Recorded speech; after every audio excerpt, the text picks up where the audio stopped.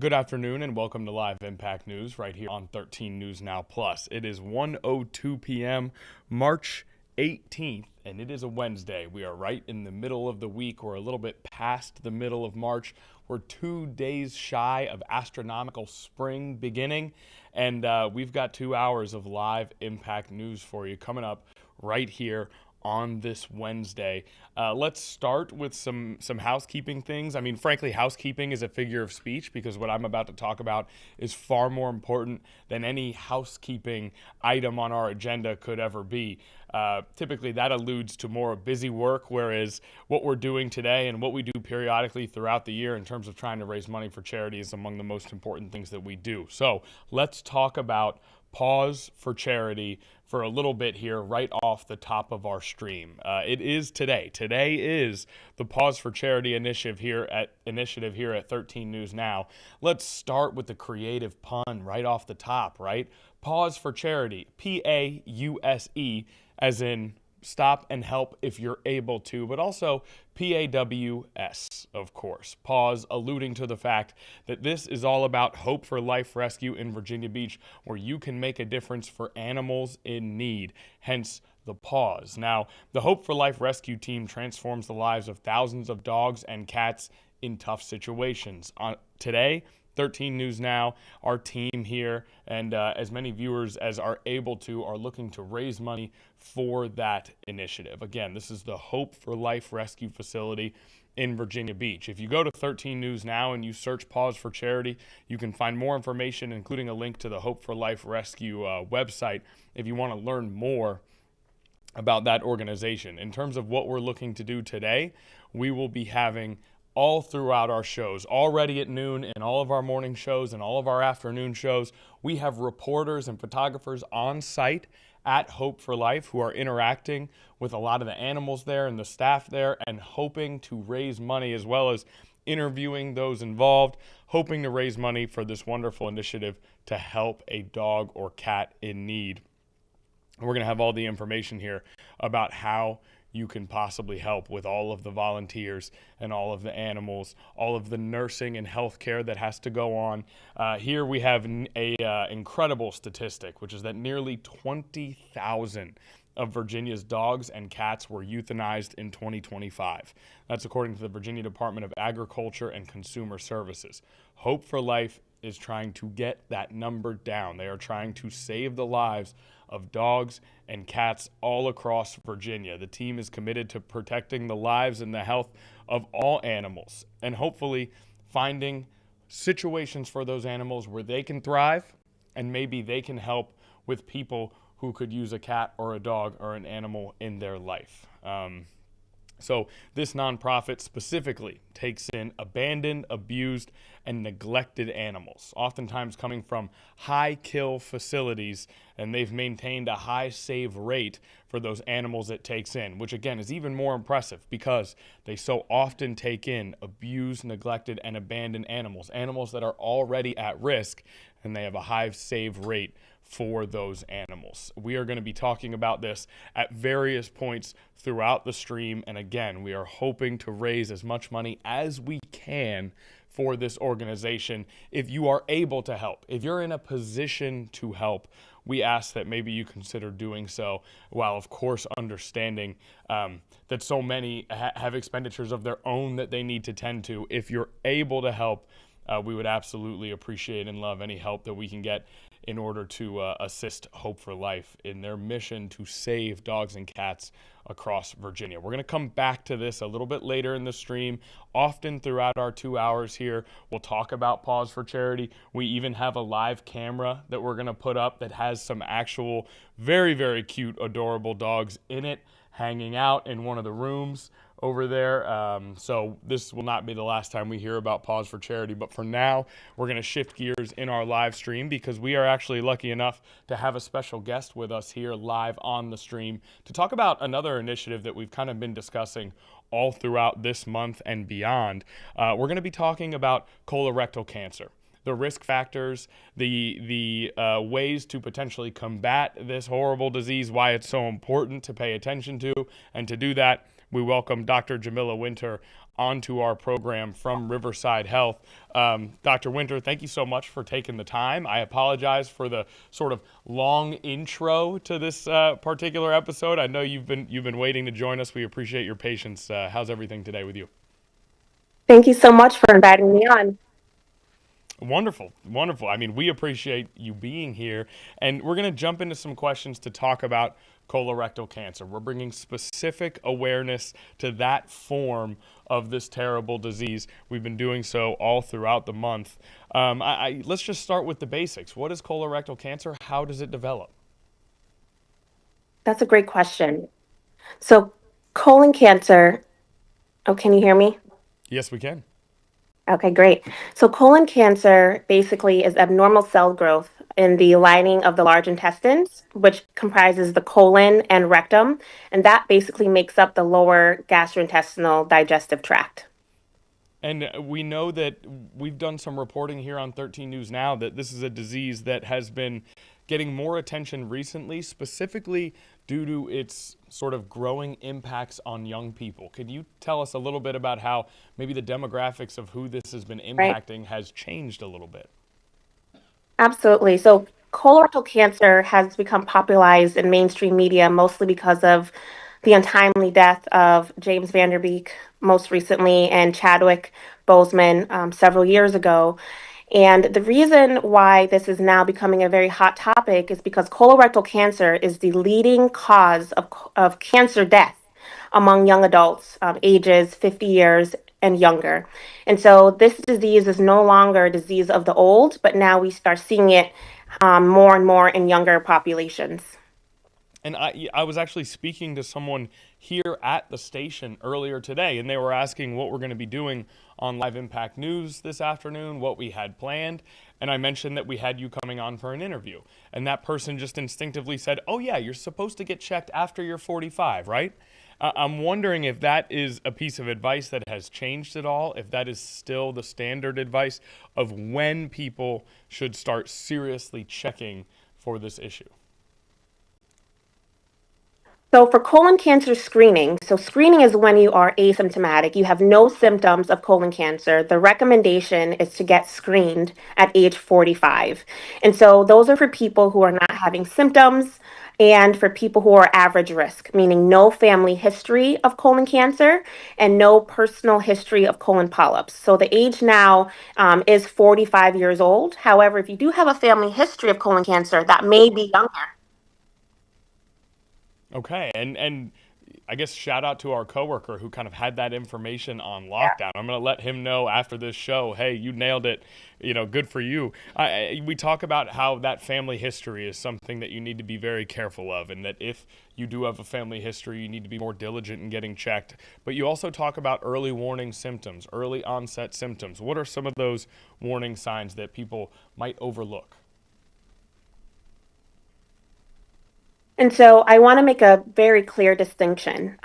Colon cancer can be a silent killer. There are often times where patients don't have any symptoms, and that's why it's crucial to get screened, especially at the recommended age of 45 years old. However, if you're having what we call red flag symptoms, which include blood in the stool, abdominal pain, unintentional weight loss, changes in bowel habits to include constipation or diarrhea, or anemia on labs that are otherwise unexplained, then it's time to talk to your primary care provider to see if you are someone that needs to get colon cancer screening.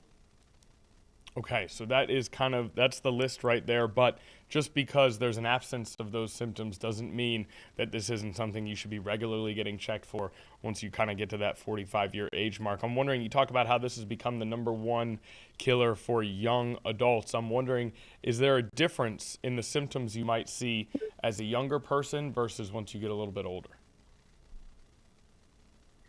So actually, the symptoms are quite similar in younger folks and in older folks. You still see those symptoms of, blood in the stool, belly pain, weight loss. However, It's really unfortunate because there's a little bit more delayed time of diagnosis in younger people because their symptoms are often misdiagnosed for benign diseases to include hemorrhoids or irritable bowel syndrome. And so, unfortunately, when young folks are diagnosed, they tend to be diagnosed later on in terms of their stage. And for someone who is hearing all this and saying, hey, I need to kind of step up and be a little bit more careful, where can someone go and get screened? How Right. can someone get tested for this? Absolutely. So if you're someone out there that are having any of these symptoms that are, alarming to you, or even if you're at the age of 45 and you're ready to get your colon cancer screening, it's time to have these discussions with your primary care provider or general practitioner, and then they can refer you to a gastroenterologist, so someone like myself who basically deals with disorders in the digestive tract. Okay, and going to see a doctor for something like this, it can be sensitive for people. People can be hesitant to go and get checked out and get screened due to what can be sort of the invasive nature of the screening. People who are hesitant to do so, are there alternative options? And maybe what can you tell them to put them more at ease with going and getting these screenings done? Yeah, it's so funny. No one likes to talk about poop, but I think, talking about poop is what I do day in and day out, and it's a very part of essentially the physical exam and self check and self diagnosis. So I encourage people to make sure that they themselves are investigating their stool habits in the home. But once you're ready for screening and for testing, there are many options that are out there. The most non-invasive test that most people are familiar with is the Cologuard stool-based testing, where you basically poop in a kit, and we test for advanced polyps or colon cancer in that way. However, the most appropriate test is the colonoscopy. We consider this the gold standard in the medical field because it's both diagnostic and therapeutic. Okay, can we stay on that for a second? Diagnostic and therapeutic. Can you kind of diagnostic? I think is maybe self-explanatory. Therapeutic is not an adjective that I expect you to use for this particular screening. Why is it Right. considered therapeutic? So a lot of people don't know this, but colon cancer actually derives or it develops from precancerous lesions in the lining of the colon called polyps. So polyps are benign, they're non-cancerous, right? And so polyps will form in the colon 10, 20, 30 years before they develop into full-blown cancer. And if we capture them at that stage early when they're precancerous, before they turn into cancer, and remove them outside of the colon, then that's basically curative. And so a colonoscopy is a direct visualization tool, basically a camera that we put in the rectum and colon, and we can look for these things called polyps. And at the time of the procedure, we can remove them and cut them out. Okay, so both diagnostic and therapeutic. Awesome. And you mentioned how high profile figures, James Vanderbeek recently, Chadwick Boseman a few years ago, passing away due to this cancer. How has the landscape changed in terms of awareness, visibility, and maybe even in terms of these sort of tangible impacts on improving these numbers and saving lives? How has that changed following these high visibility deaths? So actually, prior to 2021, the screening age was 50 when it came to colon cancer screening. But because we've seen these trends, especially now that they've become so popularized in media, we have actually decreased the screening age to age 45, which I'm very thankful for. And a lot of medical professionals are thankful for because of this slow, steady increase in the incidence of colorectal cancer. And, I think it's important when we document these and talk about these, especially through the media, because it allows for people to be open and honest and start having these conversations around the dinner table with their loved ones and start talking about their family history and symptoms that they may be having. And I believe, having conversations early on really is impactful in early detection. And knowing that conversations early on, going and getting screened early on, things that are relatively painless that anyone can do to prevent a disease that I'm sure that you have had to witness really be something that people struggle to go through. From your perspective, from what you do every day, how from an emotional standpoint, knowing that there are easy ways to prevent this, but still seeing it impact people, what is that like for you and your team and those at Riverside Health? I mean, I wonder if that would help people jump into action, is to hear you kind of describe what that experience is like for you guys. Yeah, it's very daunting experience. A colorectal cancer, for about 90% of the cases, if they're detected early, they are treatable and beatable, right? And so when I see patients who have advanced stage or stage 3 or 4 colon cancer, it really is disheartening and it breaks my heart because I think if they had sought out screening 10, 20 years prior, this could have all been prevented. And so it really is my job, and I think the job of a lot of gastroenterologists and primary care doctors is to talk to their patients. Even at, it's never too early to have these conversations at age 20, 30, about any symptoms that they may be having or of their family history or getting them prepared for colon cancer screening later on in life. Is this something that you make a point of talking to your friends and family about? Do you kind of consistently make sure to bring it up at the dinner table, as you say? All the time, especially when it comes to nutritional health. You know, we didn't really talk about this, but we do think the reason why they're increasing risk of colon cancer in young folks is basically environmental, and we think it might be related to our diet. So I'm always harping on, especially my parents and grandparents, about what they're putting in their body. We think red meat and processed foods, ultra processed foods, smoking, alcohol consumption, obesity. We think all of these things are contributing to the high risk of colorectal cancer. And so these are conversations I'm having with my loved ones and my close friends, in addition to my patients. And I'm assuming that's something that's kind of being studied rapidly here as we go. Are we learning more and more every day about what may be causing this? Absolutely. I think there's a lot of data right now that is pointing to ultra processed foods and the nitrates that we're finding in deli meats and packaged products that might be linked to colorectal cancer. It's also very helpful that there's a lot of clinical trials going on right now in terms of immunotherapy and targeted therapies that can help shrink and eradicate colon cancer once it's formed. Okay. All right. This is a lot of information. I can't tell you how much we appreciate you joining us. And hopefully, this helps and brings a little bit of awareness to something that people can take steps now to prevent having to deal with later. Is there anything else that you want to express before we let you go? No, I just want to remind everyone it's March, it's Colon Cancer Awareness Month. So if you are 45, please go get screened. Or if you have a family history, talk to your care provider about timing of your colonoscopy.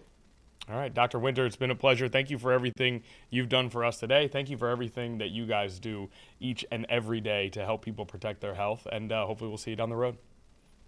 Thank you so much for having me. All right, so that is a kind of a special interview here today. As you heard Dr. Winter express, it is colon cancer month. Anything we can do to try to bring awareness to something that, that is one of the main takeaways from that interview, right? Is that this is something that if you are prepared ahead of time, if you are paying attention ahead of time, that you can potentially prevent. And so, something to always be aware of and to help other people be aware of. Even if it is something that seems like an uncomfortable conversation, it's a conversation much better had than left quiet, especially considering the impacts that could come if you don't. So really, really happy to have Dr. Winter join us right off the top of the show here. It's 1:21 p.m. now. We're going to take a brief commercial break. When we get back, we've got a couple things that we want to do. We've got some headlines of the day to go over. And, of course, once again, we'll be talking Paws for Charity. So stay with us for this commercial.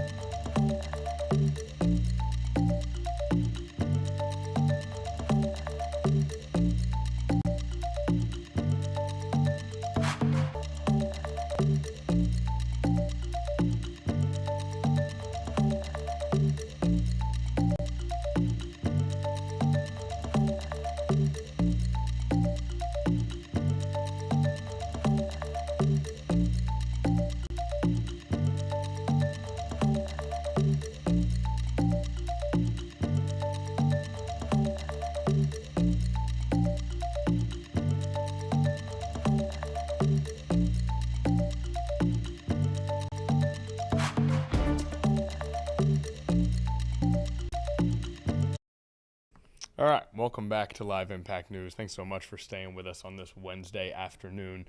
We've got a live event or two that we believe are going to be popping up on our feeds here shortly, but for the time being, no live events happening at this very moment. So what we're going to do instead, we're going to check in on Paws for Charity one more time, and then we're going to play some video of some major events that happened earlier in the day. Now, we talked about how we're going to have a live camera that is kind of honed in on some puppies here, and there it is. We've got a very, very adorable couple of puppies hanging out in this room with the sun shining in.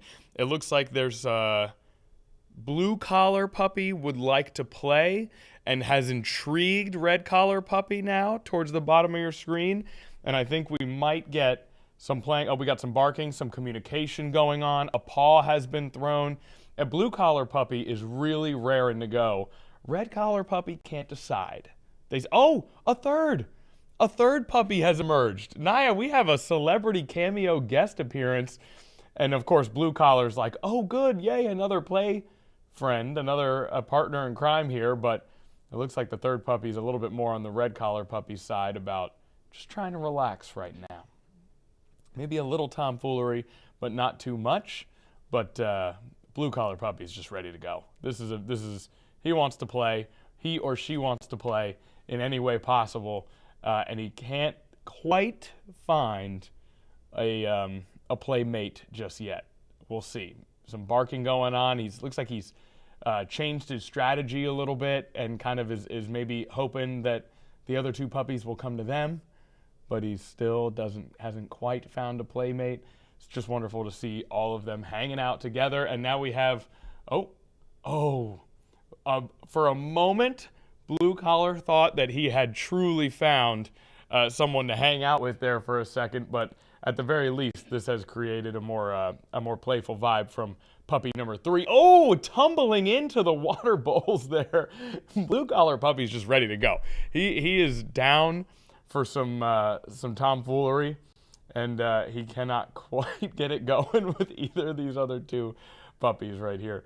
All right, we'll be checking in on this room periodically throughout the day. In the meantime, we do want to show you the actual website where you can go to donate if you are able to donate. This is the website right here. I'm going to read off the URL just in case anyone wants to go and see how easy it is here. Very simple and to the point layout. It is all lowercase, one word, givebutter.com. Again, givebutter.com, givebutter.com, / all lowercase again, paws -for -charity -2026. That is the website. And quite frankly, if you go to 13 News Now, if you go to Google and you type in 13 News Now Paws for Charity, it'll take you to an article on our website with a link to givebutter.com where you can contribute if you would like to this charity where we are hoping to raise money to help Hope for Life give abandoned, abused, and neglected animals a second chance.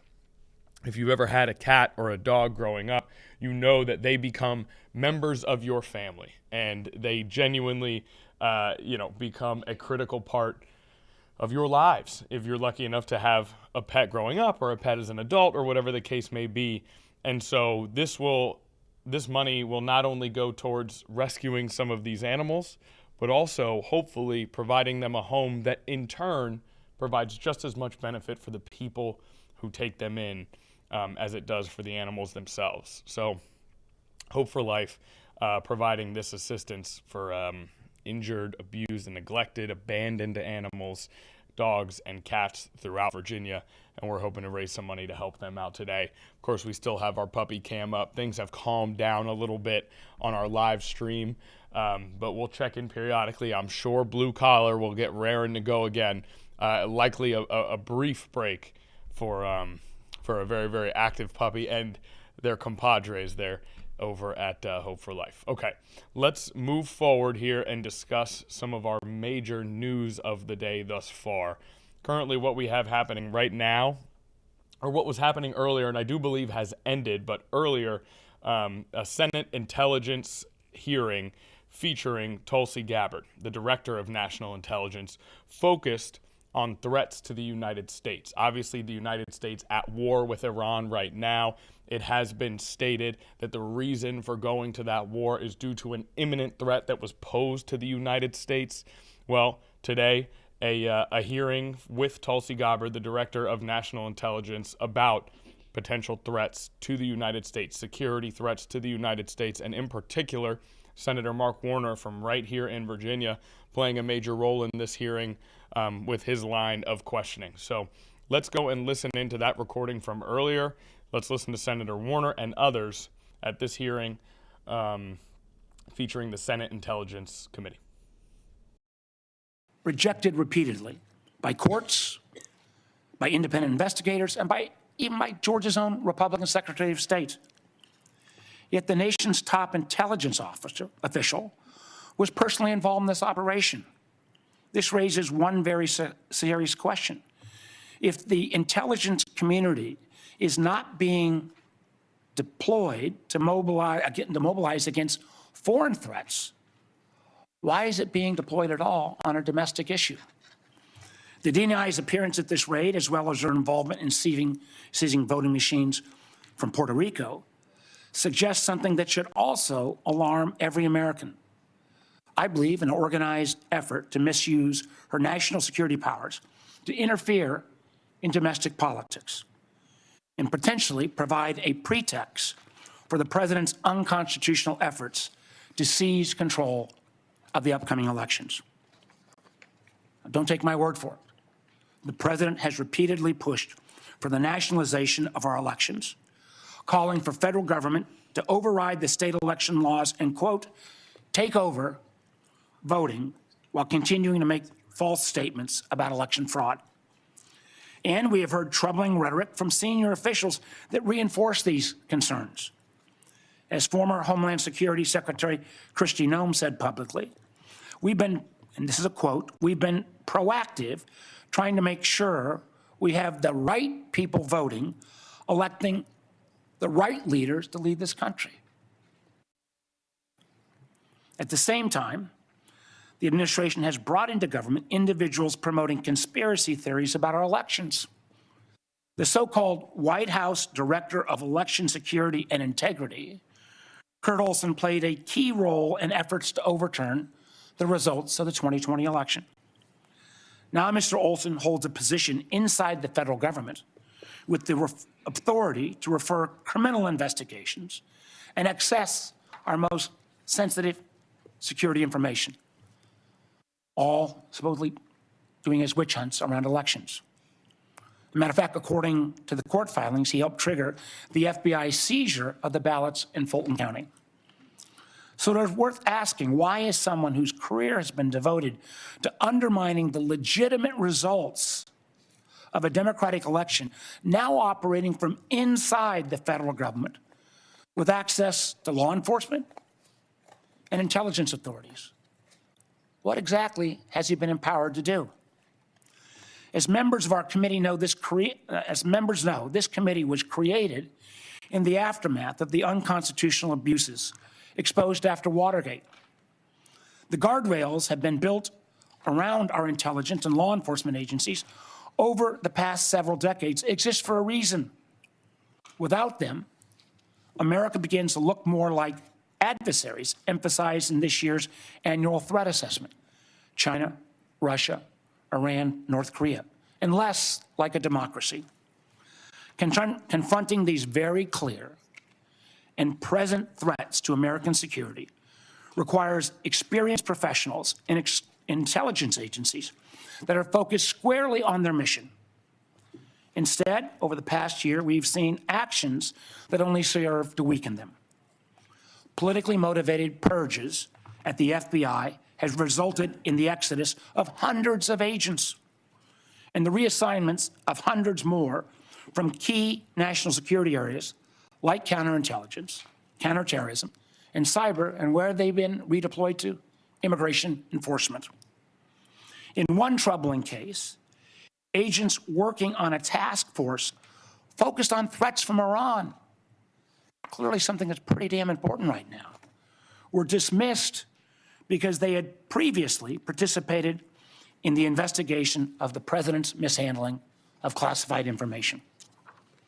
Elsewhere, the Bureau's budget is being slashed. Last year, it cut over $500 million, with the largest decreases from cyber, counterterrorism, and counterespionage. And the remaining scarce resources are being squandered on things like a $60 million jet for the director's personal travel so he can go golfing in Scotland or partying with athletes in Milan. In fact, according to a whistleblower account, those flights became so frequent they even delayed the Bureau's response to major incidents like the Charlie Kirk assassination or the shooting at Brown University. Credible reports also indicate that highly trained FBI agents from elite SWAT units have been reassigned to chauffeur his girlfriend, an unprecedented use of personnel whose training are actually intended for hunting violent criminals and neutralizing terrorists. Unfortunately, this dysfunction has not been limited to the FBI. Both the National Security Agency and the Defense Intelligence Agency, and this is no reflection on the two gentlemen sitting in front of us, were both left leaderless for months after the president fired their directors, one at the behest of a 9/11 conspiracy theorist, and the other for providing a fact-based assessment that contradicted the president's claims about obliterating Iran's nuclear program. Clearly, if the program had been truly obliterated, the president wouldn't be bombing again right now. And again, more than 1/3 of the personnel at CISA, created by Congress to protect critical infrastructure like power, water, and election systems, have been forced out. That seems like a real mistake as we still grapple with the intrusion called Typhoon and the recent Iranian cyber attack on Stryker. And we are now seeing in real time the cost to the State Department. Thousands of American citizens were trapped in a literal war zone with little assistance from their own government. For a time, those calling the State Department hotline for assistance were greeted with a pre-recorded message that said, quote, "Please do not rely on the U.S. government for assisted departure or evacuation." This was a foreseeable security crisis. When you start a war of choice, when there was no imminent threat, you should be able to prepare to make sure you get Americans out of the war zone. That same attitude, pushing some of our closest friends into the arms of our most capable foes, has profound consequences. Two of our most significant allies, Canada and the UK, are currently working to sign trade deals with China because they no longer believe the United States is a dependable partner. That's a remarkable statement in 2026. And in the president's war of choice with Iran, a war that has already killed 13 service members, cost American taxpayers billions of dollars, and scrambled supply chains from oil to fertilizer to aluminum, nobody answered the call when the president asked our allies to help reopen the Strait of Hormuz. As the president's own counterterrorism chief acknowledged in his resignation yesterday, Iran posed no imminent threat to the United States. And unfortunately, our allies have been alienated and distracted by the administration's unilateral threats like invading Greenland, and the result is clear.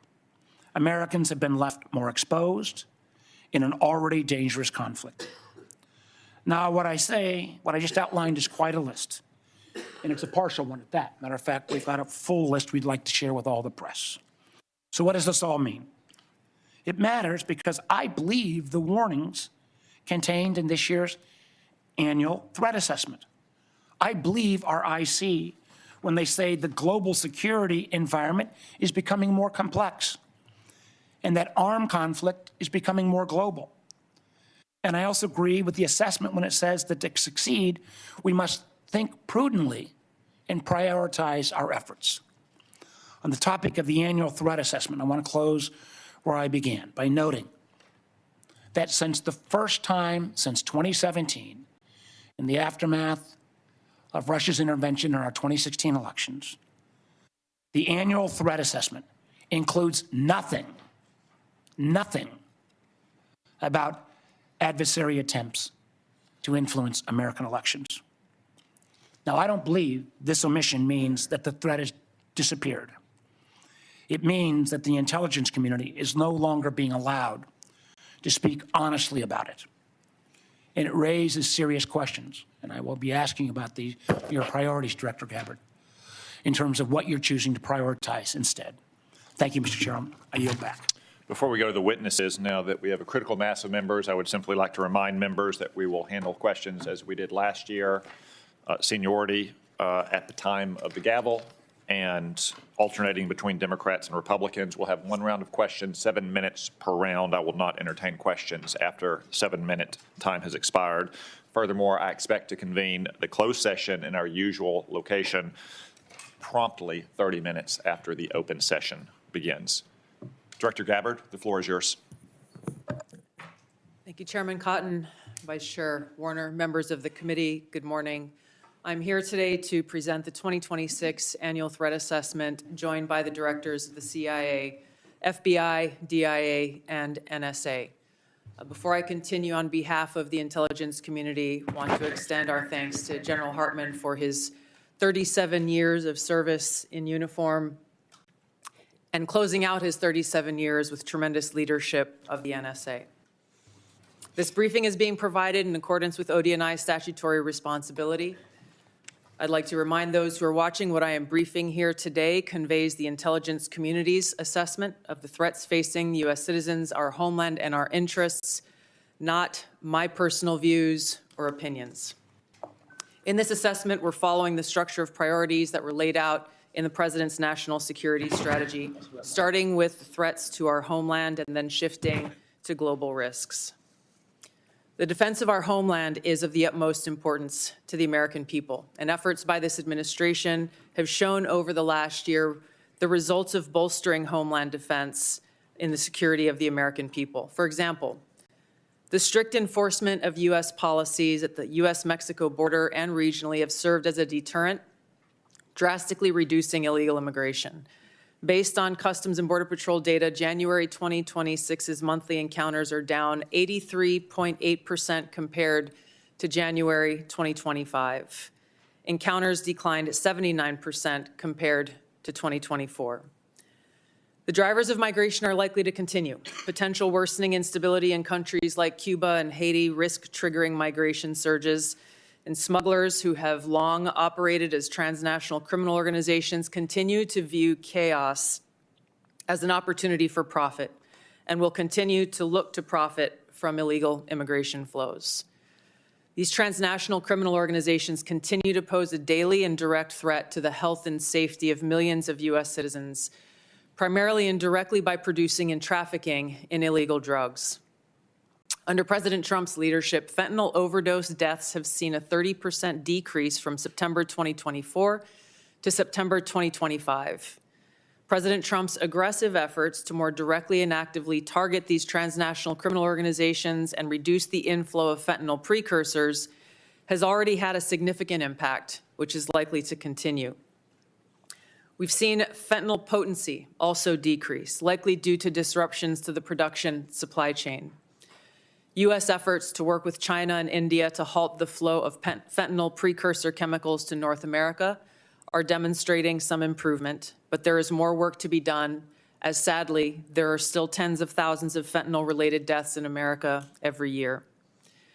Mexico-based TCOs like the Sinaloa Cartel and Jalisco New Generation Cartel dominate the production and smuggling of fentanyl, heroin, meth, and cocaine into the United States. Colombia-based DCOs and illegal armed groups like the Revolutionary Armed Forces of Colombia and the National Liberation Army are responsible for producing and trafficking large volumes of cocaine to the U.S. and European markets, with now some indicators of attempts to expand their market to the Asia-Pacific region. Colombia remains the world's largest producer of cocaine, and Colombian criminal groups have expanded their trafficking relationships with neighboring Ecuadorian and Brazilian gangs. As you know, MS-13 is well established in cells within the United States and uses violence to intimidate the Salvadoran diaspora, engaging in murder, extortion, retail drug trafficking, firearms offenses, and prostitution, fueling increased violence and instability. These and other TCOs continue to present a very tangible and individualized risk of violent crime to everyday Americans and contribute to regional instability. As the President increases his focus on counter-drug and counter-cartel pressures, they're likely to seek ways to try to adapt their operations, including shifting production locations and trafficking routes and methods. The United States continues to face a complex and evolving threat landscape with a geographically diverse set of Islamist terrorist actors seeking to propagate their ideology globally and harm Americans, even as al-Qaeda and ISIS remain weaker today than they were at their respective peaks. The spread of Islamist ideology, in some cases led by individuals and organizations associated with the Muslim Brotherhood, poses a fundamental threat to freedom and the foundational principles that underpin Western civilization. Islamist groups and individuals use this ideology for recruiting and financial support for terrorist groups and individuals around the world, and to advance their political objectives of establishing an Islamist caliphate which governs based on Sharia. There are increasing examples of this in various European countries, and President Trump's designation of certain Muslim Brotherhood chapters as foreign terrorist organizations is a mechanism to secure Americans against this threat. In response to setbacks to their capabilities of conducting large-scale complex attacks, Islamist terrorist groups have shifted toward focusing on executing information operations to spread propaganda and inspire or enable individuals located in or with access to the West. U.S. counterterrorism efforts, primarily in Iraq, Somalia, Yemen, and Syria in 2025, were instrumental in removing key terrorist leaders and operatives, degrading the ability of al-Qaeda and ISIS to quickly reconstitute its leadership and plan large-scale attacks against the homeland and U.S. interests abroad. Strict U.S. border enforcement measures and increased deportations of individuals with suspected links to Islamist terrorists have reduced access to the homeland and removed some potential sources of future terrorist attacks.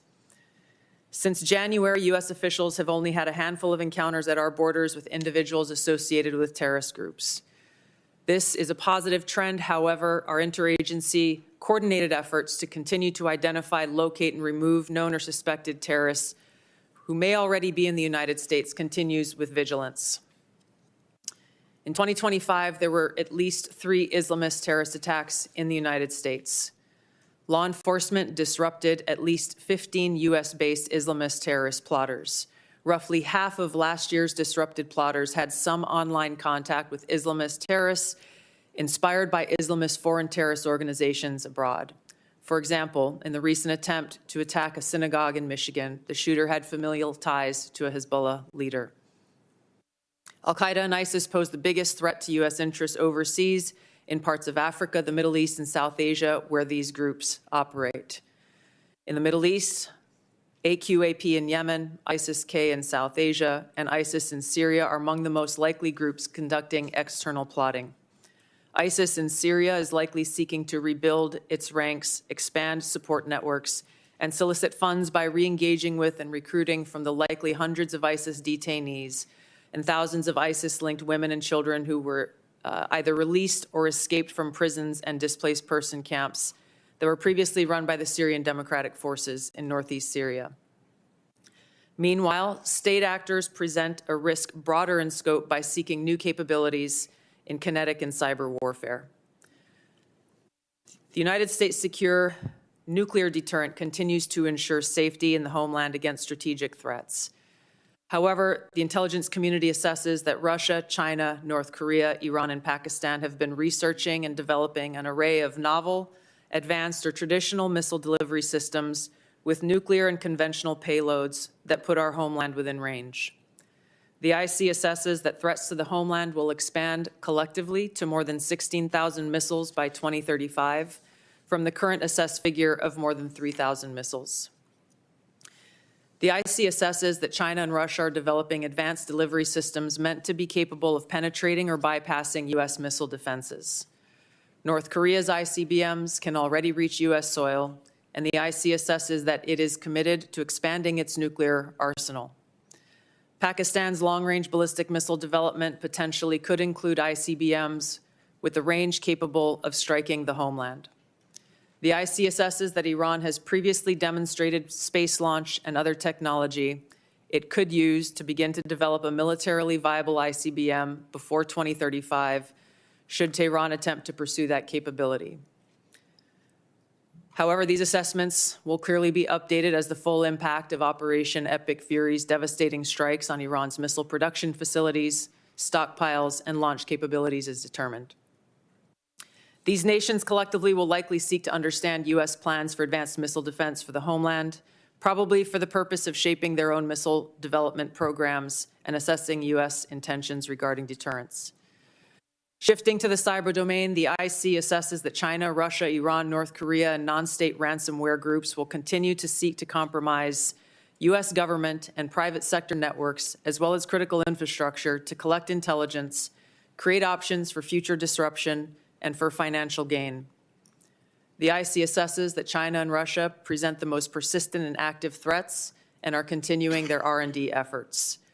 North Korea's cyber program is sophisticated and agile. In 2025 alone, North Korea's cryptocurrency heist probably stole $2 billion, which the IC assesses is helping to fund the regime and include further development of its strategic weapons programs. Financially or ideologically motivated non-state actors are becoming more bold, with ransomware groups shifting to faster, high-volume attacks that are harder to identify and mitigate. Innovation in the field of artificial intelligence will likely accelerate these threats in the. Okay, back here in Live Impact News, as you heard Senator Warner give what served as sort of an opening statement, and then Tulsi Gabbard responding with an opening statement of her own. Now, what we're going to do is we're actually going to add some context to some of the things being discussed, and then we actually are going to fast forward to the a portion of the back and forth between Senator Warner and Tulsi Gabbard. We're going to look a little bit deeper into the actual question and answer portion of this particular hearing. I'm trying to make sure I have my context all together before we jump in, but I do. So let's start with this. Let's start with the fact that Joe Kent, the director of the National Counterterrorism Center, resigned from his position yesterday. He said, "I cannot in good conscience support the ongoing war in Iran. Iran posed no imminent threat to our nation, and it is clear that we started this war due to pressure from Israel and its powerful American lobby. It has been an honor serving under the President of the United States and Director of National Intelligence Gabbard and leading the professionals at the National Counterterrorism Center. May God bless America." Again, that was the statement from Joe Kent, who resigned from his position of director of the National Counterterrorism Center, and Joe Kent worked under Tulsi Gabbard. Tulsi Gabbard oversaw Kent's work as the director of that center in that role. So his resignation yesterday, obviously a factor, a cloud that is sort of lingering over these particular hearings that are happening. Now, this is a part of an annual congressional hearing that happens with the most senior intelligence officials in the country.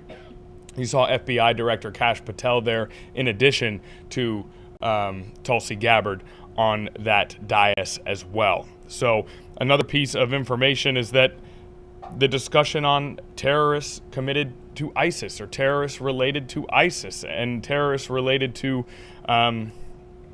sort of, how do I phrase this, I guess? Terrorists who have maybe been radicalized due to contact that has been made online with radical groups, and contact that has happened through radical groups and has sort of encaptured and transformed people into terrorists that may then carry out violence here in the United States. Now, this comes, of course, just 6 days after federal authorities investigated a deadly shooting at Old Dominion right here in Norfolk as a potential act of terrorism.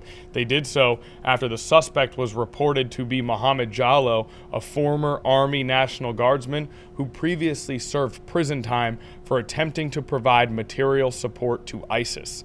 So again, two critical pieces of information that relate directly to this hearing and in some ways relate to the opening statements that we were hearing from officials that were a part of this particular congressional hearing. Now, what we're going to do is we're going to take a brief commercial break, and then when we come back, we're going to listen to some of the Q&A between Senator Mark Warner and Director Tulsi Gabbard. First, a brief commercial.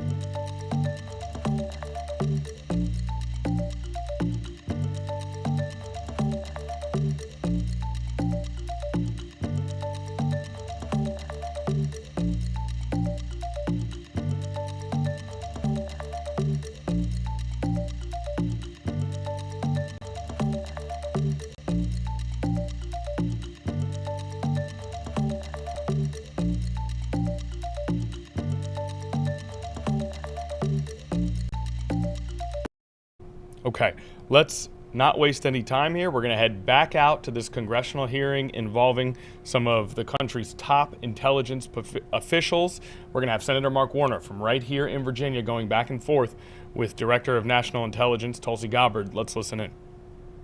Brings me a question that I have for both you, ma'am, and Director Patel. There are reports that in 2020, the president was preparing an executive order to potentially seize ballots or bring in federal forces. There is a published report that there is a similar EO being drafted right now about 2026, citing China. Director Patel, do you have any knowledge of that draft EO? Thank you, Vice Chairman. I do not, sir. Director Gabbard, do you have any? I do not. Thank you.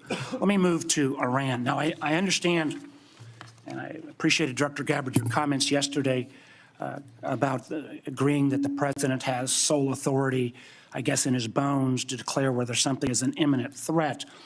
I didn't agree with your friend, Mr. Kent, but I didn't, again, I agreed with him yesterday on the fact that there was no imminent threat.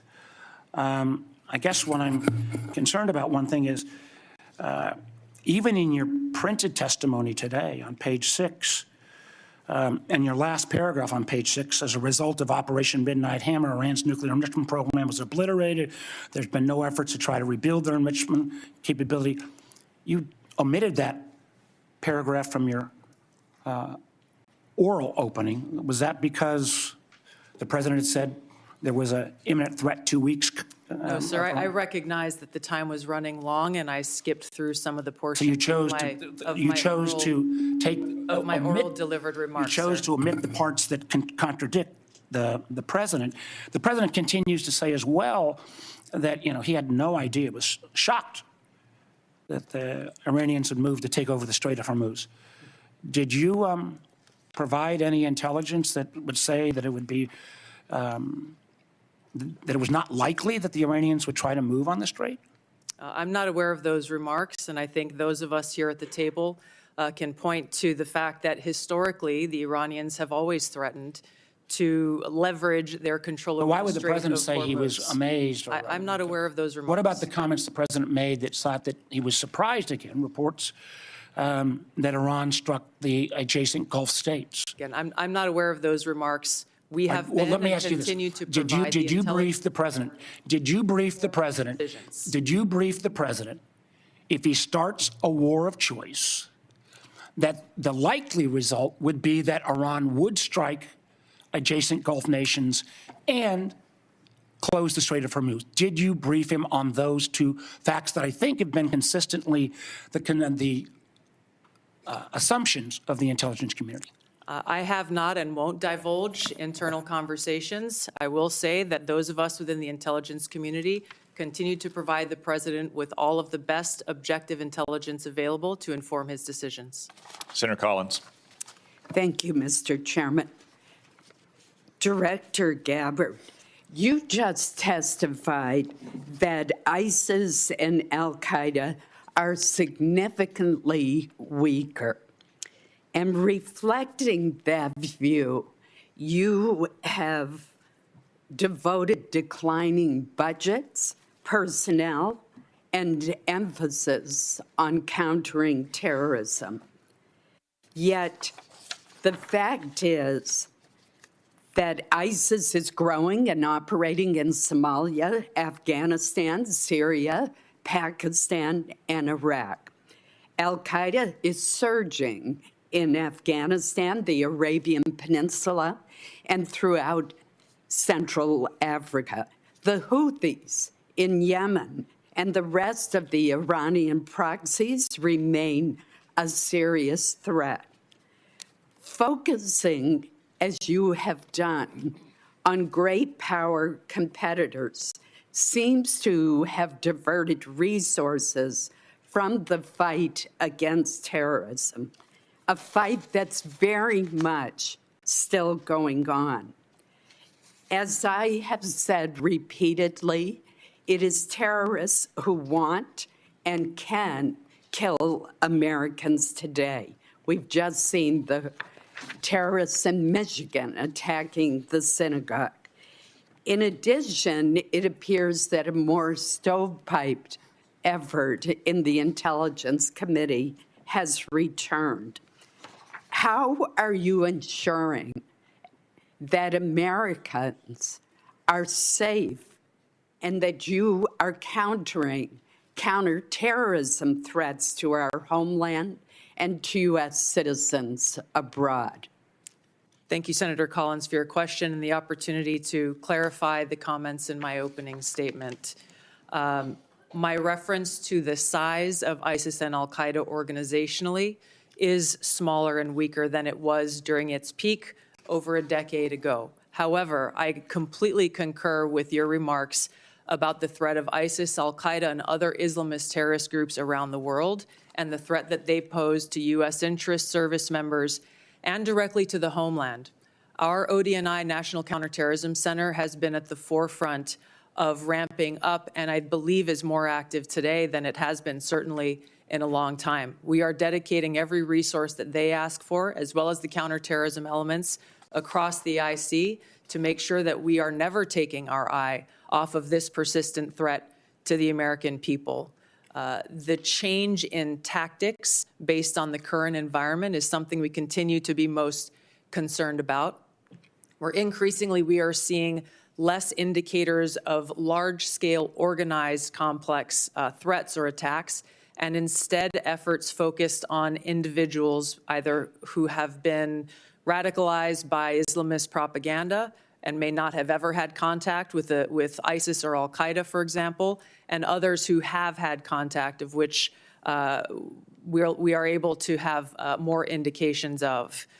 This remains and will be, and as we come to present our budgets to you, a foremost and primary priority The integration across the intelligence community on the counterterrorism threat occurs every single day, with our teams working very effectively together to thwart terrorist attacks as we have over the last year. Director Patel, I'm going to follow up on this issue with you. ISIS targets potential recruits online through social media, gaming platforms, encrypted messaging apps. ISIS even facilitated a network online to smuggle illegal immigrants into the United States. Since April 2021, there have been more than 52 jihadist-inspired cases across 30 states.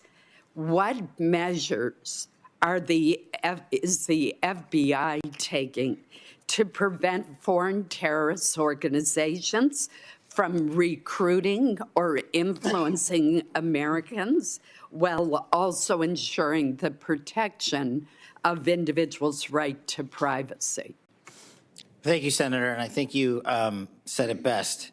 They have transferred their capabilities in terms of personal recruitments to online recruitments, which makes any terrorist organization, including ISIS, all the more powerful. What we have done is extended and expanded resources to environments like the Threat Screening Center, which allows us to collect biometric capabilities from all over the world. We've had a double-digit increase in that and a double-digit increase in intelligence production.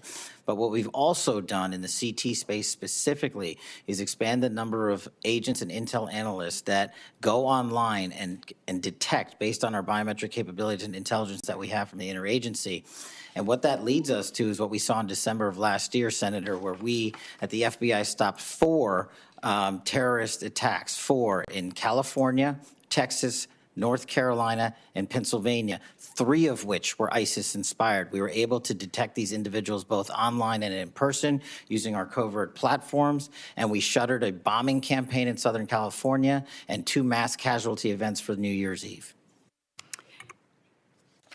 Director Gabbard, the intelligence community did not detect an extremely serious breach affecting our telecommunications industry due to the Chinese Salt Typhoon incursions for a very long time. In addition, the Chinese Volt Typhoon threat poses a terrible threat to U.S. critical infrastructure. Specific sectors throughout the United States have been overlooked and underprotected. What are you doing to deal with the threat to critical infrastructure, our electric grid, our communication systems, given this huge miss by our talented intelligence community? Thank you, Senator Collins, for the question. Working with our partners at NSA and others to detect these threats and how they may be evolved or developing is something we're continuing to work on. Building strong partnerships with the private sector, whether it be in the telecom industry, the financial sector, the healthcare sector, the energy sector, is something that I'm rebuilding. We've seen some of these ongoing relationships falter over previous years. I've personally been astounded by some of the conversations I've had with leaders from these industries who are just as concerned as we are about these threats to our critical infrastructure, and yet don't feel that they have the connectivity or the information to be able to secure their own infrastructure. So in short, building those stronger partnerships, integrating and being able to share information intelligence where we can is critical for us to be able to secure our country from these threats. Thank you, Senator Collins. Senator Wyden. Thank you, Mr. Chairman. Director. Okay, back here on Live Impact News, we heard from Senator Warner as well as a couple of other senators there. Senator Warner, in particular, pressing Director Gabbard with emphasis on whether or not she gave intelligence to President Trump that would indicate that Iran would attack other Gulf nations or would attempt to secure and block the Strait of Hormuz in the event of the United States attacking Iran. pressing on whether that intelligence had been communicated to the president, events that we have seen take place since the war in Iran began.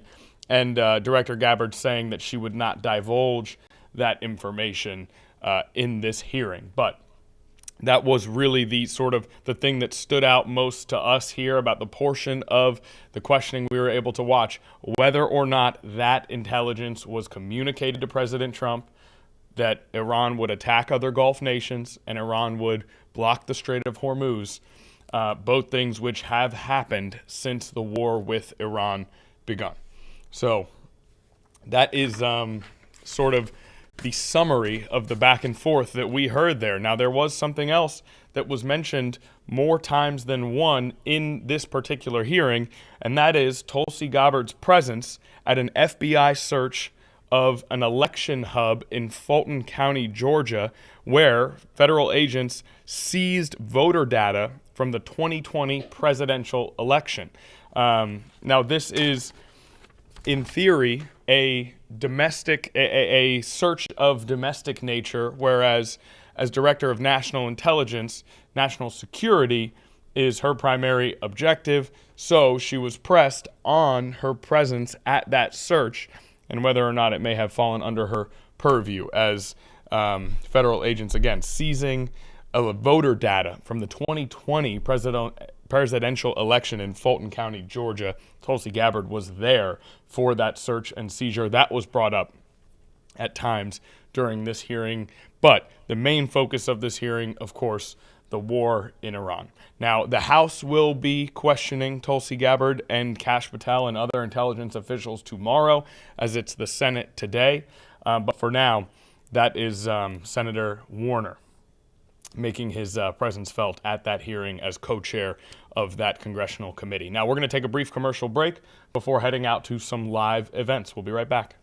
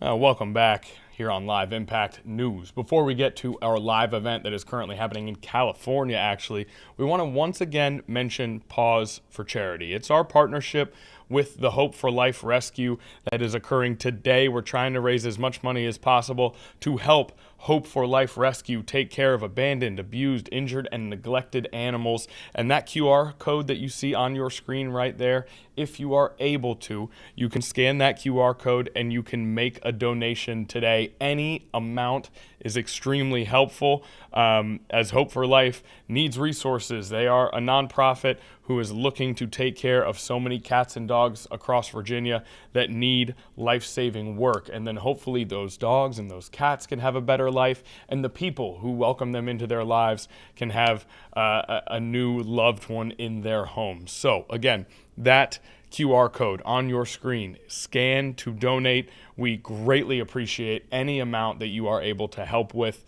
We completely understand that there are bills to pay and there are things to do, and we totally get it. If you're not able to donate, we appreciate you watching and spreading the word. If you are able to donate, we appreciate that as well.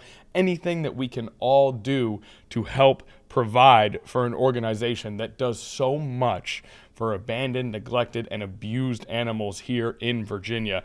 If any of you grew up with a cat or a dog in the household, you know that that becomes a part of your family, a brother or a sister or a daughter or a son.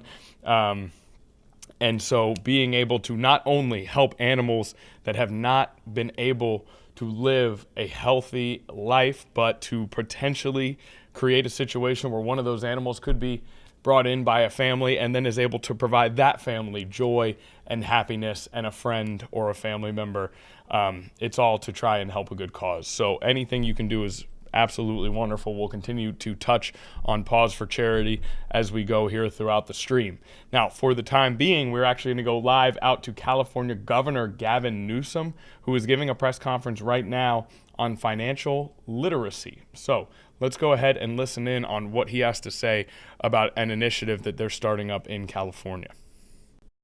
You don't hear that at the Board of Education often. And people seem reasonably pleased about it. And so now it's about moving. And we don't have to wait till 27, 28. We can move. You move. You're moving. This district, thank you, Mr. Superintendent, you're moving. Proving it can be done. And do it in a way now that no one else can lay claim. Because every one of these kids, over half these kids' parents don't have access to checking and savings. That's why there's a proliferation of payday lenders. All these, loan sharks that are out there taking advantage of folks. And they are. There's no other way to describe it. Usurious interest rates. I appreciate we're focusing on credit card interest rates, but I don't know why we're not focusing enough on what's happening all across this country in our diverse communities and the interest rates that are being legally allowed to be charged to low-income folks to simply cash a check. And so the ability now to have something that's tangible, every one of these kids now has something maybe their parents don't have. And that's their name to their account. And all of a sudden now they have an asset. And now they have a curriculum, and they're, wait a second. You're talking about me. You're talking about my money. It's not intellectual anymore. It's pragmatic. It's real. It's there. It's tangible. It's my account. And, I can invest, and here's the strategies for investment. And so once the mind is stretched, again, it never, goes back to its original form. And that's what this is all about. It's creating a mindset, yes, around college, sure, if that's your pathway, or career. And how you can be an investor in the economy, how you can be an owner, how you can feel you have a stake. And that's all end. Because we need to put a stake in the ground where we all have a stake in terms of our future. And that describes so much of the stress and the populism that's out there. People just don't feel they're part of it. They're not seen, they're not heard, they're not included. What's the whole point? And that's the nihilism. You start, a lot of folks just giving up, giving into the cynicism. And so this is, again, an antidote to all of that. And so forgive the long-windedness. I didn't do a soundbite here because it's not about sound bites. It's about systemic change. And this is what all of this is. We have locked this stuff in, and it's exciting, and it's happening at a scale that no other state in America can claim. And so I just want to thank everybody for this opportunity. I've been, poor Izzy and my team, they know how excited I was about this day. Finally here to be able to celebrate with all of you and to celebrate with my wife and her team their outstanding work and taking it to yet another level altogether. And with that, we might as well sign this executive order and take some questions. Why don't we get closer and we'll sign it and then we'll You do these? Catherine, get up. All right. She's got a restaurant. We'll talk about that later. You guys all in here, Dee Dee? All right, let's do a quick photo, everybody. All right, we got this done. Thank you. Thank you, Jen. All right. That's all. I'm giving that to you. With that, you'll be taking questions, right? I think you guys are up first. I think we have some of your you know these guys, right? I know them. All right, let's go. Let's see how this goes. Mr. Governor, so I'm Mark. I'm a junior here at San Lorenzo High School. And so my question is, out of all high schools in California, either the East Bay or up north in Sacramento, you could have went to any of their schools. But my question is, why did you decide San Lorenzo as your partner for this new class coming? Because you got these rock star students, you got rock star principal, got a rock star superintendent, and then you got this, where is Judy? There you are. This rock star leader right here has been at this for a quarter of a century. Not complicated. It's about rewarding excellence.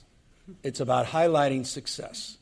And I just want to say this just for you and just at your age, you're nothing but a mirror of your consistent thoughts. Whatever you focus on, you find more of. And so we're here focusing on what's right with your school and this district. And the more you focus on what's right, you start to see more of it. It becomes more abundant. And so it's really important to sort of maintain that focus and celebrate success when you can. With the growing amount of state-mandated classes, how would you suggest schools balance these now required classes with art and elective classes? Okay, see, we just had this long ago. That's why I was laughing. Should I let you? I'm going to let you guys answer that question.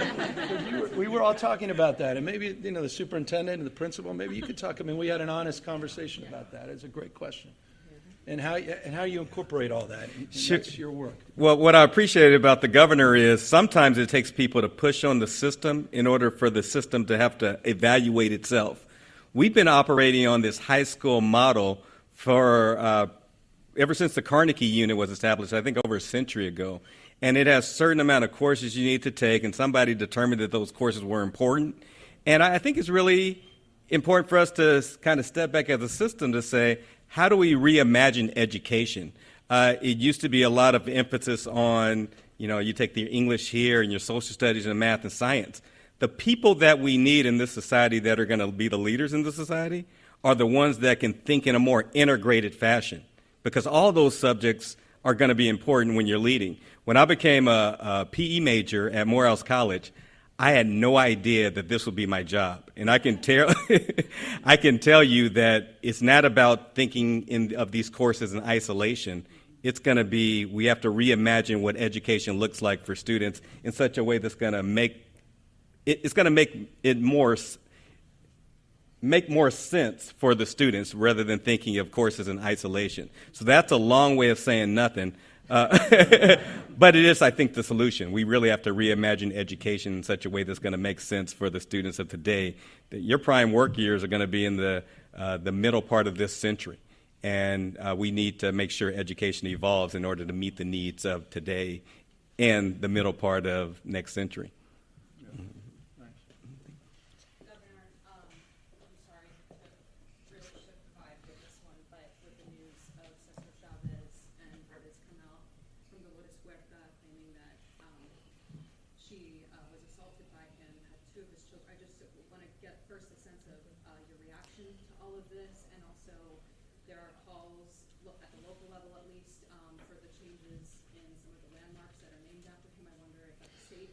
Yeah. Well, I appreciate the question, and it's an appropriate one. I mean, we're all absorbing. We heard some rumors as early as yesterday, a few days ago. Someone said something may be coming out, an investigation as it relates to this. And, it's March 30th, I think at the end of the month, Cesar Chavez Day. And, every year the governor of California proclaims Cesar Chavez Day. It's in statute. And how many days I've marched, how many times I've been with students, talking about the movement, and how many photographs I have in my house of Bobby Kennedy and Cesar Chavez. Woke up this morning, it was right there. And so it's been hard to absorb this. You know, Jen and I are very close with Dolores, so many of us are, but very close. Have been for decades and decades, and none of us knew. And we were sharing all this. And so we're just, I think all of us are processing it. And, you know, and just these kids have to process it now. I mean, I think there's, Brooks, I don't know, was 36 schools in the state are named after Cesar Chavez. I don't know, community in the country. I traveled to 14 states last few weeks. I think I was, you know, in 14 Cesar Chavez streets in every part of this country. So we're just going to have to reflect on all of that and, you know, reflect on a farm workers movement and a labor movement that was much bigger than one man and celebrate that. And that will be our focus as we process what the next steps are. But I also am mindful that it's one thing for me to process, for some of us, it's for young kids, this is hard. And so I hope we have some grace in that respect, is they wonder if there is a name change.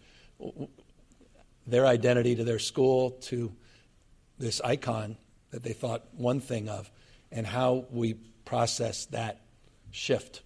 And so, you know, this is the world we're living in, and we're for justice, we're for the truth, we're for transparency. We want to have the backs of our victims, but it's a sensitive moment.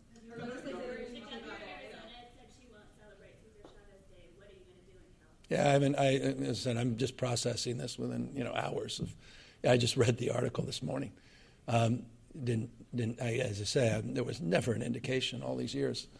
You know, particularly, I mean, spent so much time with Dolores, and now finding about 2 kids. I mean, it was, you know, just a lot to process. So, look, I think again, it's about the movement, it's about farm workers, it's about labor, it's about social justice, economic justice, racial justice, all things that the movement you know, has inspired, and we should all be celebrating. Governor, in terms of prevention, I'm curious to get your take.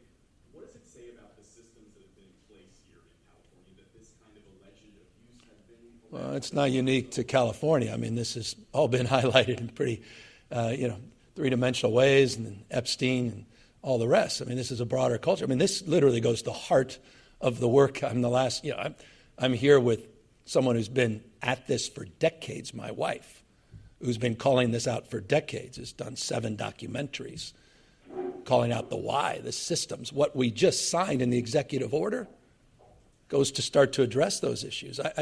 It's amazing how lazy we are that we're not getting under the hood and dealing with the real structural reasons why. It's about power. It's about dominance, aggression. It's not about empathy, care, compassion. It's not about women and girls. It's not been, you know, it's not been the priority. And now it's all being washed away in real time. You're seeing this move by the current administration to put America in reverse on voting rights, highlighted the SAVE Act conversations, civil rights writ large, and anti-woke legislation, anti-DEI legislation. And so, you know, all of those are just proof points of the work we have to do, but they're deeper and systemic, and they're bigger than our state. The difference is, though, in our state, we've been pushing back against a lot of those forces, but we have a lot of institutional work still to do. Governor, you've spoken often. Just one second. I'll get you, Jeremy. Okay, so California Governor Gavin Newsom announcing a program, an executive order to improve financial literacy. It's surrounded by students there, but eventually being asked questions that led him to talk about our country at large. So that live event, we'll move on from that one. We've gotten the bulk of what that's about sort of under control here. Now we're going to go to something that was recorded earlier, a touching moment from Bobby Scott, who asked for a moment of silence on the House floor, a moment of silence in honor of Lieutenant Colonel Brandon Shaw, who the 42-year-old who was killed in the shooting at Constant Hall on Old Dominion University's campus last week. Let's take a listen in to this moment from one of our congressmen from right here in Hampton Roads. Let's take a moment. For what purpose does the gentleman from Virginia seek recognition? Mr. Speaker, I ask you to speak out of order for 1 minute. Without objection, the gentleman is recognized.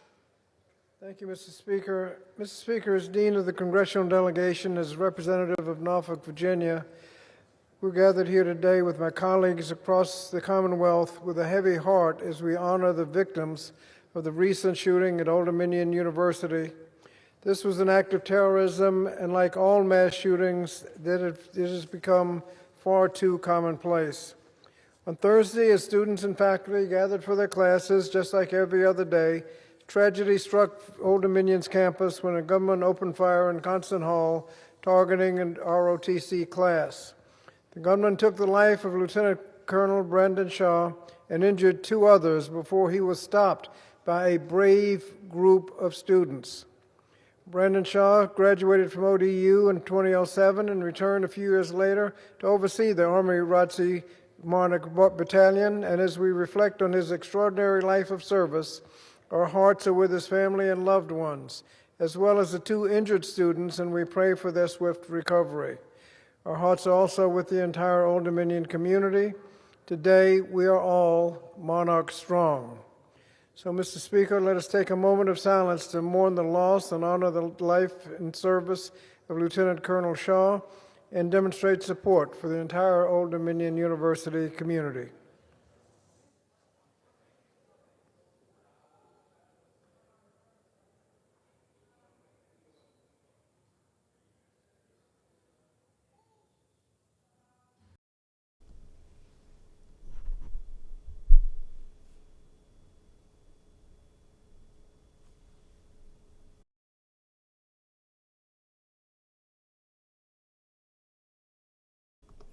Okay, a touching sentiment there from Bobby Scott. And you saw surrounded by other Virginia congressmen and women there as he stood on the podium next to a sign that says Monarch Strong. So a showcase of support for Old Dominion, the Old Dominion community, the family of Brandon Shaw, a statement on the act of terrorism that occurred on ODU's campus last Thursday, a tragic situation that led to the loss of life of Lieutenant Colonel Shaw. So again, well, another aspect of that is Congresspeople gathered together in honor of the man who passed away, a devout ROTC instructor leading a life of service to our country and teaching and leading others to follow that path.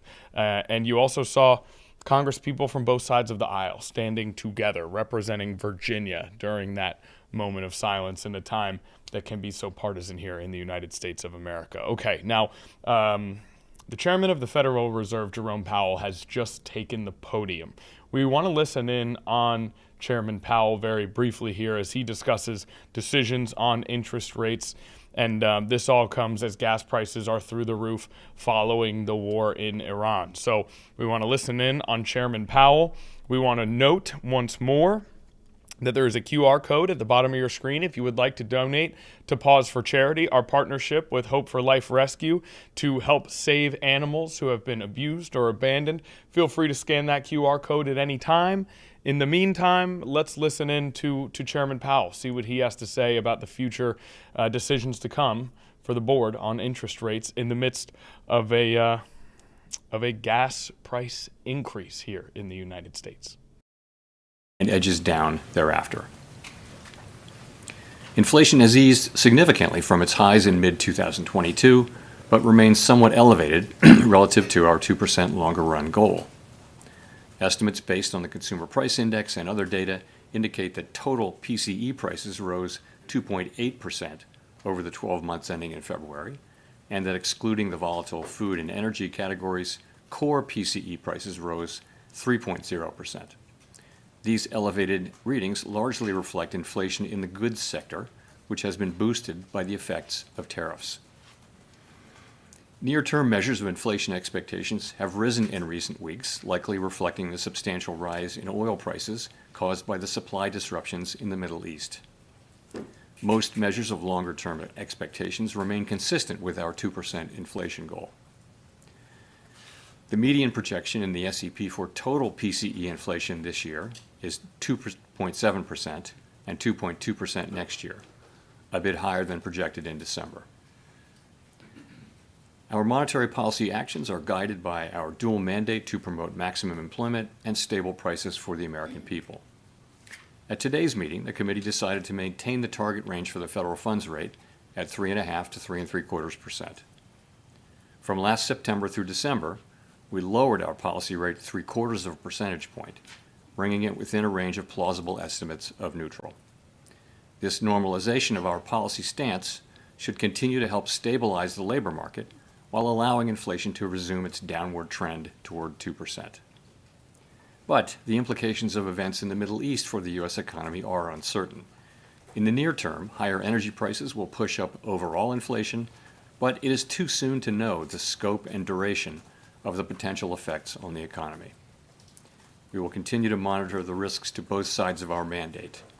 We are well positioned to determine the extent and timing of additional adjustments to our policy rate based on the incoming data, the evolving outlook, and the balance of risks. In our SEP, FOMC participants wrote down their individual assessments of an appropriate path of the federal funds rate under what each participant judges to be the most likely scenario for the economy. The median participant projects that the appropriate level of the federal funds rate will be 3.4% at the end of this year and 3.1% at the end of next year, unchanged from December. As is always the case, these individual forecasts are subject to uncertainty, and they are not a committee plan or decision. Monetary policy is not on a preset course, and we'll make our decisions on a meeting-by-meeting basis. To conclude, the Fed has been assigned two goals for monetary policy: maximum employment and stable prices. We remain committed to supporting maximum employment, bringing inflation sustainably to our 2% goal, and keeping longer-term inflation expectations well anchored. Our success in delivering on these goals matters to all Americans. We at the Fed will continue to do our jobs with objectivity, integrity, and a deep commitment to serve the American people. Thank you, and I look forward to your questions. Thank you. Colby Smith of the New York Times. There's been some debate about whether the Fed should look through the inflation that will come from higher oil prices stemming from the Middle East conflict. Is that the right approach at this juncture? And to what extent does the fact that inflation has been above target for roughly 5 years now influence the committee's thinking around this? So, first, let me say we're well aware of the performance of inflation over the last few years and how a series of shocks have interrupted progress that we've made over time. And that happened most recently with tariffs, and now there will be some effects on inflation coming forward. The thing that's really important that we see this year is progress on inflation through a reduction in goods inflation as the one-time effects on prices of tariffs go through the system, go through the economy. That's the main thing we're looking for going into this exercise. And we need to be seeing that to sort of understand that we actually are making progress, because on net we didn't make progress. And if you look at total core inflation, it's about 3%, and some big chunk of that, between 1/2 and 3/4, is actually tariffs. So we're looking for progress on that. The question of whether we look through the energy inflation doesn't really arise until we have kind of checked that box. It, of course, is kind of standard learning that you look through energy shocks, but that's always been dependent on inflation expectations remaining well anchored. And I think now it's also dependent on what you mentioned, which is that broader context of 5 years now of inflation above target. We have to keep all of those things in mind, and the question of looking through when it does arise will be one to approach.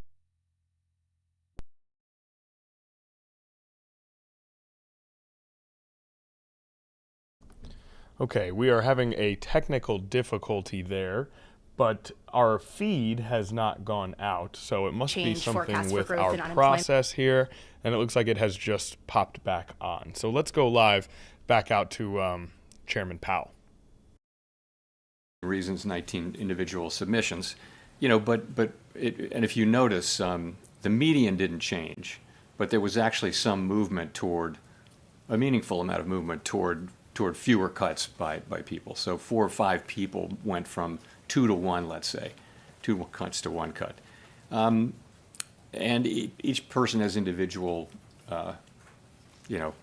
stories behind what they want to do. But essentially, it is that the forecast is that we will be making progress on inflation. Not as much as we had hoped, but some progress on inflation. It should come as we start to see in the middle of the year progress on tariffs. Going through once and then tariff inflation coming down. We should be seeing that. And the rate forecast is conditional on the performance of the economy. So if we don't see that progress, then you won't see the rate cut.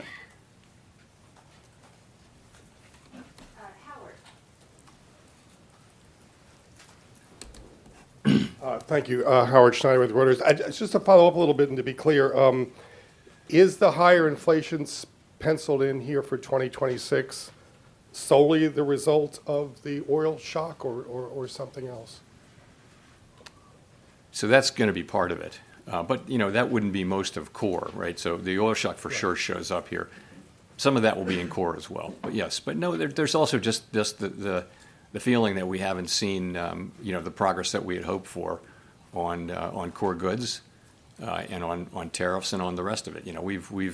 So for whatever reason, people did write up their inflation forecast. That will certainly be tied to events in the Middle East and the price of oil. But it's also, I think, a reflection of the slow progress we've seen on tariffs, which we believe we will see. It's just a question of how long it takes for them to get all the way through the economy, and it just takes some time. Right. And is the lack of change in the SEPs, again, just to explicate this a little bit, more due to the expectation that the oil portion of this will pass through, or more out of concern that there is a potential blow to consumption and growth coming in the form of wealth effects with the stock market down, in the form of gas prices, diverting spending from other parts of the economy? So I didn't get the second part of your question. That consumers are going to be potentially diverting money to gasoline from other parts of the economy. There could be a growth shock or a redistribution of spending there that can hit consumption, wealth effects as well. I guess I'm wondering, is the rate forecast not changing because you think the oil shock is going to be temporary, or because you want to be sure you're positioned in case growth starts to slow? So the thing I really want to emphasize is that nobody knows. The economics effect could be bigger, they could be smaller, they could be much smaller or much bigger. We just don't know. So people are writing down something that seems to make sense to them, but have no conviction that to your point, if we have if we have a long period of much higher gas prices, that's going to weigh on consumption. That'll weigh on disposable personal income, and it'll weigh on consumption. But we don't know if that's going to happen. Something quite different than that. We might have much lower than expected pass-through. So people write down, this is one of those SEPs where a number of people mentioned if we were ever going to skip an SEP, this would be a good one, because we just don't know. So I wouldn't say there's a conviction that this is going to go through quickly or not quickly. It's just you got to write something down, and this is something that is that people wrote down. So we don't debate how long. How do you do that? We wouldn't be able to debate what the length of or size of these effects would be. We just have to kind of make an individual statement. And also, what you've written down before you'll be reluctant to move too far away from that, just because you don't know. It's so unclear what the direction from this particular end will be. Meanwhile, the growth has been solid. And inflation, the overshoot is mainly from the goods and tariffs. And, the labor market is, the unemployment rate, of course, is little changed since September.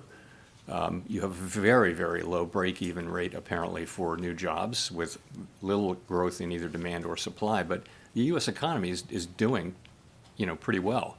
It's just we don't know what the effects of this will be, and really no one does.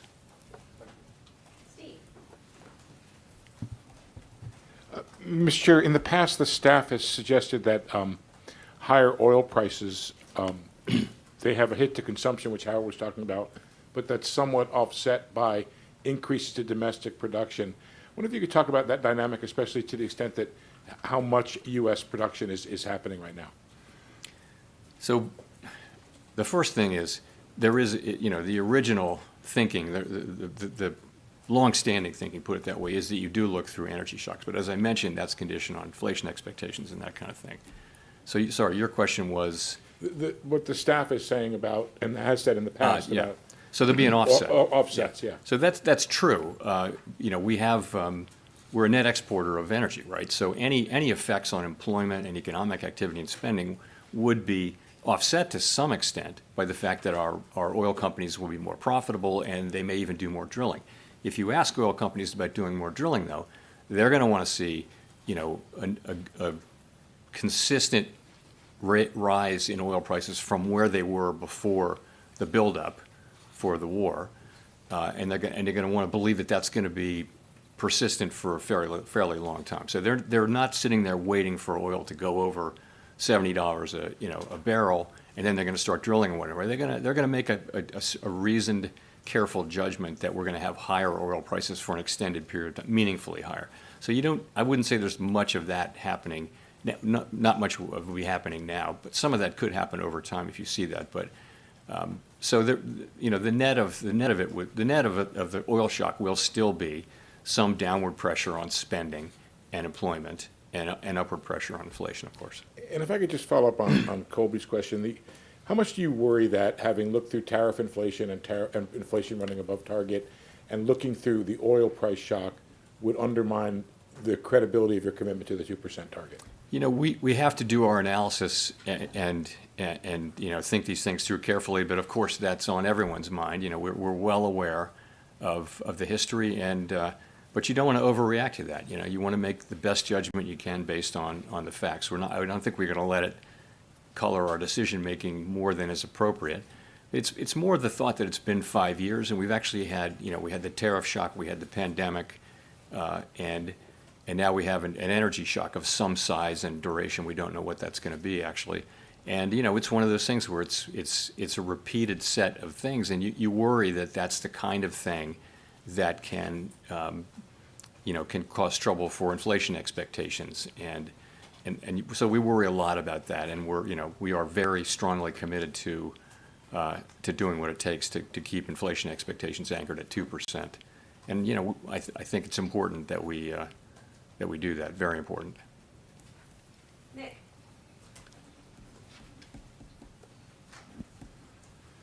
Nick Timoros, The Wall Street Journal. Chair Powell, you've described monetary policy as modestly restrictive. If the unemployment rate is roughly stable, inflation moving sideways in the high twos, with an ongoing overshoot in services and non-housing services, not just goods, and the economy doing fairly well, as you just outlined, what gives you confidence that inflation returns to target over the next couple of years? Okay. So I would say the rate is, you can characterize it as in the high end of neutral, or you can characterize it as perhaps mildly restrictive, even modestly restrictive. No one knows for sure, but it's in that range where it's somewhere around the borderline between restrictive and not. Remember that a big part of the disinflation we're looking for is just the runoff of when tariffs are put into place. Of course, what they do is they raise prices to some extent, to the extent those prices the tariffs are paid by consumers, on a one-time basis. And we're waiting for that process. It takes 8, 9, 10, 11 months, a year to go through the system. And we're waiting for the tariffs, which were put in place over the course of the middle part and later last year. We're waiting for that to go through the system so that goods inflation will return closer to what it's always been. I mean, it used to be, for many, many years, it was negative. And then, the year before tariffs came in, it was 0. And it's running at like 2% now. So, and so that's kind of, goods inflation is running at 2%. So that's not coming from standard Phillips curve restrictive, restrictive policy. It's coming from the runoff of a one-time thing.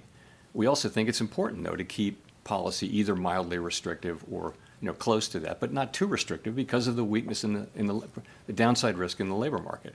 We are balancing these two goals in a situation where the risks to the labor market are to the downside, which would call for lower rates, and the risks to inflation are to the upside, which would call for higher rates or not cutting anyway. So we're in a difficult situation, and we feel like our framework calls on us to balance the risks. And we feel like where we are now, which is kind of on that borderline, the higher borderline of restrictive versus not restrictive, we feel like that's the right place to be. Can I ask about corn non-housing services? Okay, so a interesting listen to Jerome Powell as he talks about the Federal Reserve and the decisions they have to make in order to keep our economy healthy, talking interest rates, talking some of the things that are going on surrounding the economy right now, including the spike in oil prices that we have seen since the war in Iran began. Okay, let's dive back into our main initiative today right here at 13 News Now. Paws for charity. We're talking pause as in stop and please donate if you can. We're also talking paws as in the hands and the feet of the cute animals that we are trying to help save. Those who have been abandoned, abused, injured, and neglected. Hope for Life Rescue wants to take care of them, to nurse them back to health, to hopefully find a home for them where they can provide love and affection for a family or a person that may need it in their life at that time. And so often a dog or cat can do that. So we're actually going to listen in on Marta Berglund, who gave a report from Hope for Life Rescue earlier today. This report is unquestionably going to have some very cute and adorable animals in it. And we ask that if you are so inclined, you scan the QR code on your screen and you give a donation if you're able to. For now, let's take a listen in to Marta Berglund from earlier today at the Hope for Life Rescue. For everyone. Yeah, so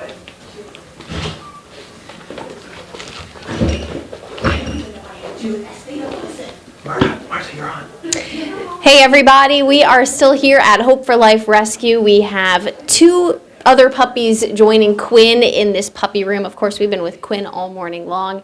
2 others have now come in and more puppies arriving after their overnights. So just so much fun to see all of the little animals that are here at the rescue. And of course, Hope for Life does such good work in the community, making sure these animals go to great homes, but also get the care they need while they are at the shelter. So today, again, our goal is $30,000 and you can donate anytime by scanning the QR code and giving. But again, time is also appreciated as a donation, whether it's through volunteering to come, play with puppies or do laundry or maybe take them for a walk. Make sure they don't brawl with each other like we're seeing right now. Any amount is appreciated. Come here. Stop. Any amount is appreciated. Any help is appreciated. We've had so much fun here at the rescue throughout the day. Madison Schlegel will be here throughout the afternoon, but of course, scan that QR code to give. Ashley. Okay, and yes, let's take a live look in the very room in which Marta was sitting while she gave that report. As you can see, if we can get rid of the banner at the bottom, Naya, we'll be able to see one dog getting some rest, the dog with the red collar getting a very peaceful sleep that we saw in that video, and the other taking a look out the window observing the world around them as they continue to hang out at Hope for Life Rescue, where they do so much good work for these animals, and they try to make sure every animal can get back to health and can find a family. And it's great for the dogs and the cats, but it's also great for the families, because so oftentimes you never know when it'll be, but a pet can be such a critical part of your life. It can be such an important thing to have in the home. When you're feeling happy, they add to it. When you're feeling down, they can pick you back up. When it's maybe if you're living alone and you're in that transitional period in your life and you're able to get an animal, they're able to provide a little bit of companionship, a little bit of camaraderie for you. Having a pet can just be so great. And this Hope for Life Rescue nurses animals back to health so that they can go provide that for families and that they can find a wonderful home for themselves. Now we're hoping to get to $30,000 to give to Hope for Life Rescue. We're currently just shy of $11,000, so we are hoping to raise about 36% of our goal. We're hoping to get that other 64% in before we finish with our work today here at 13 News Now. And we completely understand that everybody has bills to pay and savings to create and families to provide for and selves to provide for. But if you are in the fortunate position to be able to provide for this wonderful nonprofit that we work with every year, please scan that QR code and donate. And hopefully you enjoy all of the hits throughout the day of Madison Schlegel. Later on this afternoon, Marta Berglund earlier today, who are hanging out with some cats and some dogs all day, interviewing various volunteers and others who work at the shelter. So we would really appreciate anything that you can do in terms of a donation. We've gotten a couple while we've been on stream here, and it does provide a little boost for us here on Live Impact when we get to see that happen. So we got about 7 minutes left in the stream, but you can donate throughout the day. You can go to our website, you can go to their website, and give a donation for the Paws for Life charity. Or I just combined the names of the two things, didn't I, Naya? Paws for Charity, Hope for Life, 13 News Now, all of it working in conjunction to provide care and homes for cats and dogs across Virginia. All right, now with about 7 minutes left, why don't we, Naya, go ahead and listen in a little bit on the confirmation hearing from earlier today that took place as Markwayne Mullin, a Republican senator, is attempting to gain confirmation as the new Secretary of the Department of Homeland Security. If you remember, Kristi Noem, the former Secretary of the Department of Homeland Security, was let go from that position not too long ago, and now Markwayne Mullin has been nominated to take that spot. Of course, the Department of Homeland Security in the news constantly during this second term, as that is the department that oversees immigration enforcement. Also, even more so in the news because it is currently shut down. There is no funding for that department, as Democrats have insisted that in order to pass that funding through, they need meaningful changes to the way ICE conducts their enforcement. So Markwayne Mullin, if he is confirmed, is entering into a very turbulent time for the Department of Homeland Security. But first, he must be confirmed, and in order to do so, he has to go through this confirmation hearing. So let's listen in a little bit on that hearing that happened earlier today. You know, some of these agencies under the current administration, not some, all of them got very bloated with having too many You think employees there's still in one too place. many staff at FEMA? Senator, I can't answer that. When I get there, we'll be adequately staffed to respond to our nation's disasters. One But thing it's going that to take some time to get there because, like I said, people are quitting today because they're not getting paid for the third time in a year, and we can't allow that to take place. I agree, and I hope that we can move forward on that. But one thing that has demonstrated a lack of priority by this administration is the fact that we never actually had a full nominee for FEMA. So I just wanted to ask, do you agree that we need an actual nominee to be a full FEMA administrator that has real experience in emergency management? Absolutely. We're already looking at some in the case that we do get confirmed, which I'm hopeful we do. We are making that a priority in each one of our agencies. But you know, the confirmation also has to go through you, and we know. I get it, but at least we can get a be. nominee before us, and I think that that's something I hope to take away. That is a commitment you'll make. By just honestly, by the experience that I've had, which has been an interesting experience, it's a lot to ask someone, and they got to be fully committed. If they go through this process, it's tough. So I would ask you if I do this, give them a fair shake. For me, a lot of you guys aren't giving me a fair shake to even earn your support. So if I bring somebody else into you, maybe you'll give them a fair shake and you'll actually work with them, because I'm going to find somebody that is capable of doing the job, that's smarter at me at doing the job, that has experience doing the job. But when they come to your office and ask for your support, don't tell them it's politics. Don't say I can't. Don't say that, hey, I supported the previous one, but you know, I got burned on that one, so I can't support you. We'll trust, but see, just give them a fair opportunity, and you might actually like the person we choose. And look, it's not just about the person; it's about the policies writ large. And then look, you know what we saw before. For instance, Secretary Noem had this policy that required her approval for anything that was going out the door, grants, funding, when it over $100,000. And I'll be honest with you, it was disastrous. It held up so much of the funding to FEMA and other parts of DHS. Senator Peters and I did a review of this. Over 1,000 FEMA contracts, grants, and disaster assistance awards were delayed. So I wanted to ask you if you can commit to revoking this $100,000 policy by Secretary Noem. Sir, we talked in your office about that, and absolutely. That's called micromanaging, and I don't know if Secretary put that in or someone else did. I'm not a micromanager. We put people in, we empower them to make decisions. What is required to come up to my level will make decisions. We will have a very clear line of communication with every one of our agency's heads on their authority that is given to you that you gave to them within their parameters, and we'll discuss. But we're also going to be very responsible for the taxpayer dollars. But it's unrealistic It's just about to some it's degree. just adding so much red tape, though. I mean, they Yes, really I agree. delayed, especially when it came to disaster response I down agree. at the Texas floods. I want to switch gears here. This is something you remember we talked about, but we have this effort right now. ICE has purchased a warehouse in Roxbury, New Jersey. It's a facility the size of 8 football fields to house over 1,500 detainees.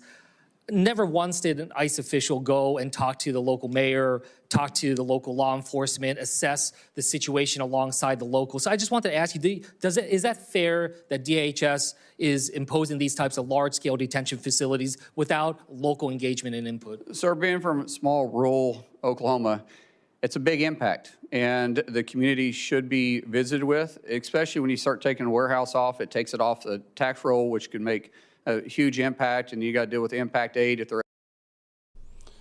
Okay, so we didn't get much time to listen in on Markwayne Mullen's confirmation hearing, but at least we got to check in for a little bit there, because as we know, it was a busy day here on Live Impact News. We had a lot going on, and so with it being Wednesday, March 18th, one day before the start of the NCAA tournament, we will leave you with our last 30 seconds with a quick update from the world of college basketball. Texas takes down Evan Stewart's NC State Wolfpack last night in the first 4, and Howard, one of the MEAC Conference's very finest, a longtime rival of Norfolk State University, takes down UMBC for their first ever tournament win. Howard is headed to the first round of the NCAA tournament, and the tournament starts in full tomorrow. Can't wait. One of the best times of the year. Thank you for joining us here on Live Impact News.